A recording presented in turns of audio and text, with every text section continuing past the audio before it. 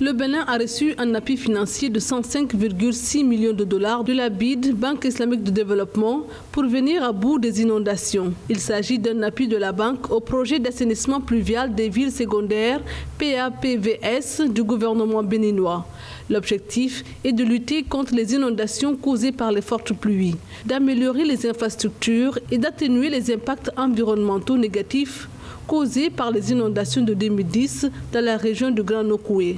Ces installations viendront appuyer les systèmes de drainage existants. Environ 150 000 personnes bénéficieront de ces travaux, dont 51% de femmes dans 5 municipalités. En outre, au moins 600 000 emplois seront créés dans les zones concernées.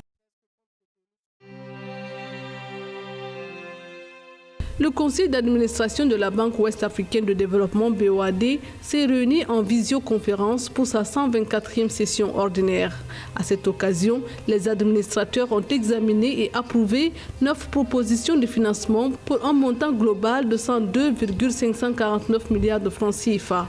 Les prêts approuvés concernent le financement partiel des projets tels que le développement intégré du Ouassoulou en République de Côte d'Ivoire, pour un montant de financement de 10,734 milliards de francs CFA et le projet de renforcement du réseau électrique de la Société Énergie du Mali, dont le montant est estimé à 9,5 milliards de francs CFA.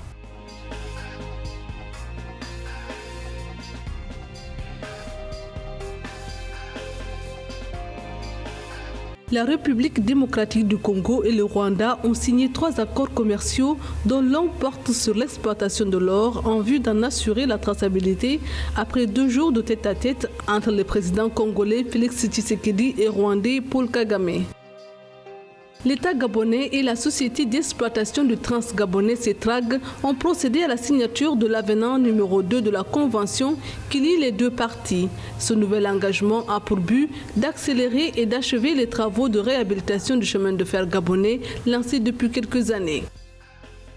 Le Bénin a obtenu un prêt de 105,6 millions de dollars de la Banque islamique de développement. Le financement sera utilisé pour installer de nouveaux systèmes de drainage des eaux pluviales dans la ville de Cotonou, la capitale économique du pays. Les autorités gabonaises et la société d'exploitation du Transgabonais CETRAG ont procédé à la signature de l'avenant numéro 2 de la convention qui lie les 2 parties.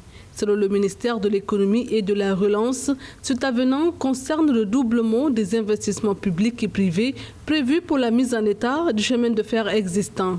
Ainsi, l'État gabonais devrait débourser un montant de 42 milliards de francs CFA en investissement dans ce projet stratégique, en plus de 61 milliards de francs CFA prévus initialement. Le programme de remise à niveau du chemin de fer, qui a été lancé en 2015, devrait permettre de redresser la situation. Les travaux devraient être livrés en 2024.